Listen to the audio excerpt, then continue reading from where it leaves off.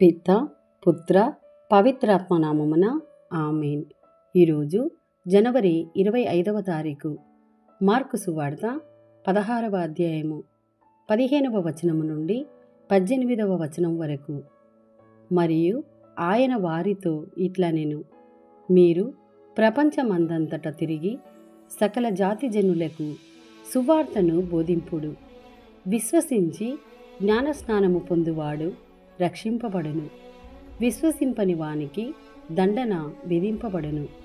విశ్వసించువారు ఈ అద్భుత శక్తులను కలిగియుందురు.